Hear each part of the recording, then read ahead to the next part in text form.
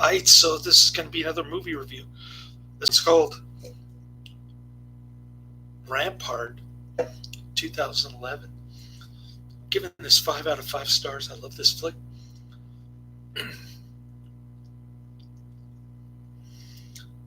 This is going to be another Ned Beatty flick. He plays a retired cop who's trying to help Woody Harrelson, the renegade dirty cop. If I was going to show a double bill of dirty cop, renegade, bad cop movies, I'd have this one play first, and then I'd have Bad Lieutenant with Harvey Keitel play second. Two great movies about corrupt cops. I love movies with police corruption. The great Woody Harrelson does a great job playing supposedly the most corrupt policeman of all time. It's based on a true story coming out of the division of Rampart of the LAPD back in 1999. So this cop is a shoot first, ask questions later type of cop. He does a Rodney King type of televised beating. Some guy who just crashes into him and smacks the door into him, chases him, starts beating him over the head with a club. Some Hispanic dude gets captured on television in the middle of a police corruption investigation. Why is there always police corruption investigations in Southern California? Is it because corrupt people are attracted to power? I think so. But in any case, Sigourney Weaver plays the social justice warrior, kind of disciplinary and conceited. I don't know if she's a DA or what. Her role was never really explained. She just kind of sits there and lectures.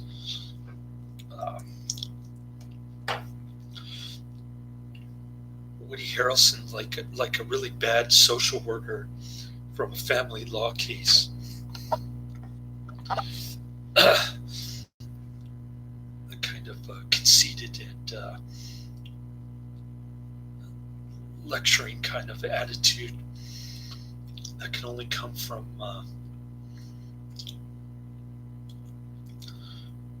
somebody in government, an authority figure.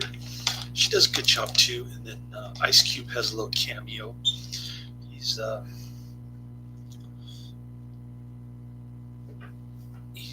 another guy who's after Woody Harrelson. He's kind of a shadowing Woody Harrelson to catch him do something bad.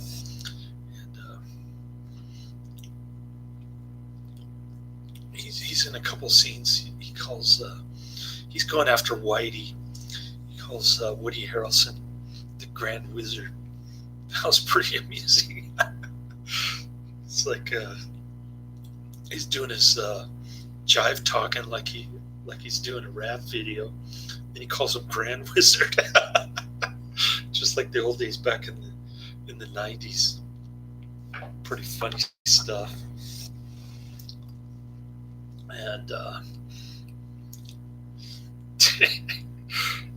so Woody Harrelson is a dirty cop. He likes to shoot first, ask questions later, beat people over the head with a billy club.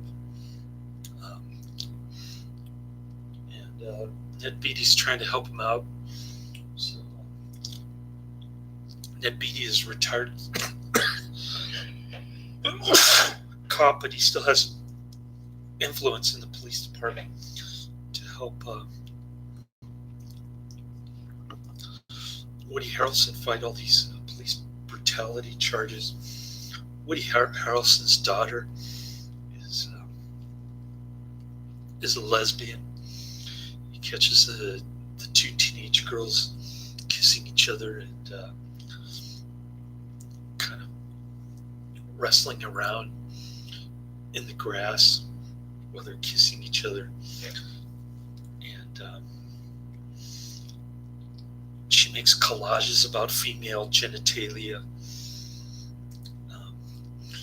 She calls him a bigot and a racist and misogynist and all these other feminist code words.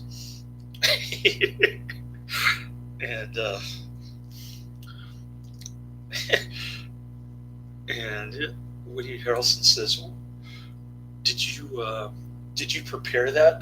That was pretty good. That was another good line. Woody Harrelson is great in this movie. It bombed in the box at the box office as well as video sales. Bombed because it cost a lot to make, like $12 million, which is not a lot by mega blockbuster standards, but certainly by independent film standards, it's a lot. And it probably only got back like 1/10 of that amount over the years. So it was a huge financial failure. Partly because there was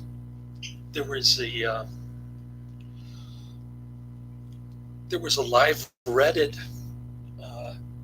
Ask Me Anything session with Woody Harrelson. He was kind of promoting himself. He was kind of half answering the questions. So that led to a huge public relations disaster for the film. And a lot of people urged a boycott. I don't know how effective that was, but not too many people showed up, let's just say. And it's definitely a controversial film because it deals with race and police brutality in Los Angeles during the 90s. So kind of an interesting film. I thought it was grim and dark. Woody Harrelson is a alcoholic who likes to pop pills. I don't know what kind of pills he gets at the drugstore from some Asian dude, but it messes him up one night. He goes to a party and he starts puking his guts out. Well, first he's like gorging on food, like eating like an animal. Then he pukes his guts out. I guess he asked for the harder stuff from the Asian dude at the pharmacy store there. And he, while he's on leave or probation or whatever, he dresses up in a police outfit. He actually lets a robbery happen. Then he kills the guy with the money bag, and he takes the money. He lets the other guy leave with a little bit of money, and he uses that money to pay off Ned Beatty for some kind of a political favor to get the police brutality investigators off of him. But even Ned Beatty can't do that. He warns him to stop beating people, but that doesn't stop him.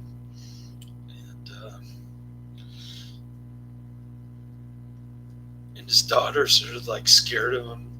He keeps trying to touch the lesbian daughter's hair, creeping her out. Like she doesn't even like her own father, which is kind of depressing.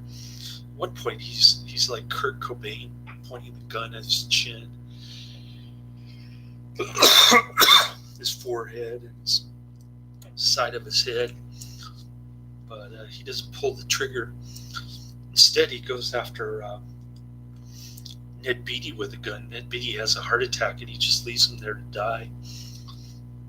So pretty grim and depressing depiction of the corrupt, inept police there in LA. I think the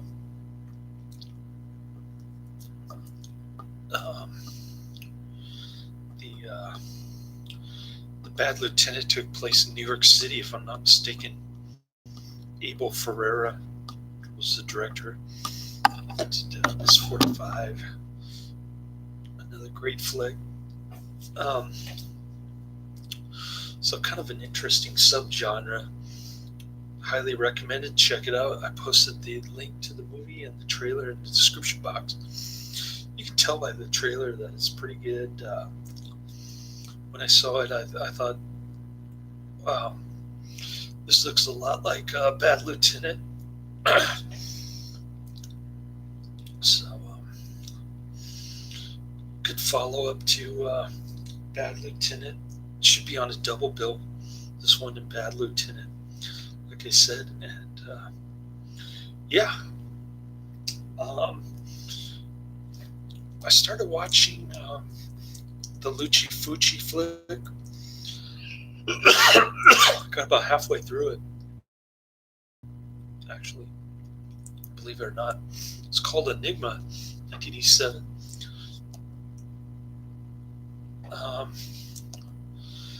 It's got a couple of cool scenes in it, you know, typical Luci Fucci stuff. But this one has death by snails, I should say. Death by snails, which I've never seen before. Somebody getting smothered by snails? Really?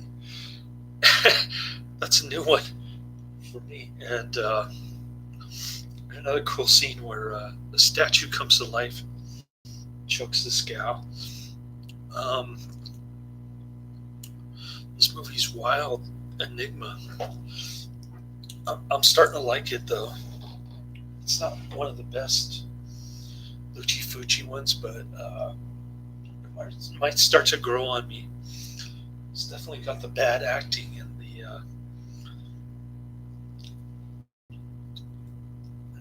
it's almost like you want these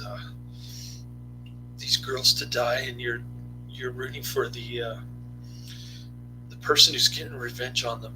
Sort of like Friday the 13th. You want the dumb teenagers to die, that kind of thing.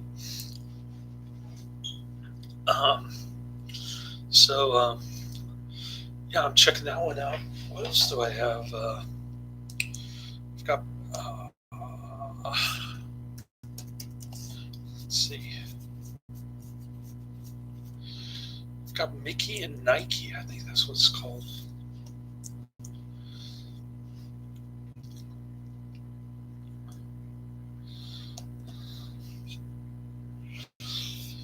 Oh, it's a 1976 movie, I think.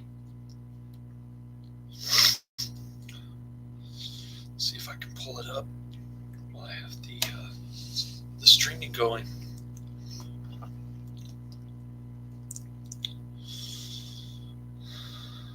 Any day now. Should I just grab my DVD and open it up?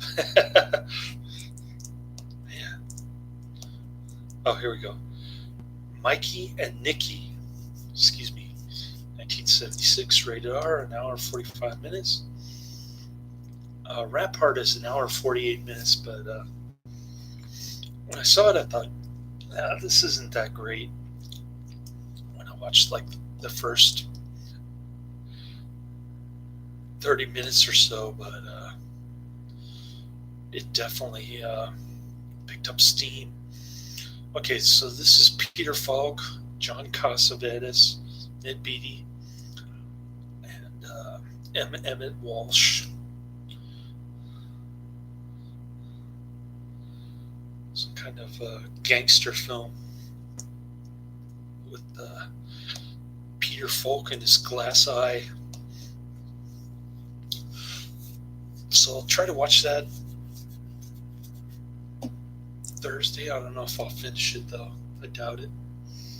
And I'll get that review in over the weekend. Try to finish Enigma, in the British dystopian TV show, which is called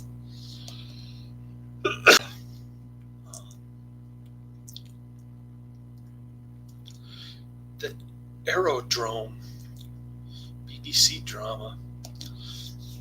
So that should be pretty cool. And try to get that in this weekend. We'll see how it goes. So thanks for tuning in. Until next time, laters.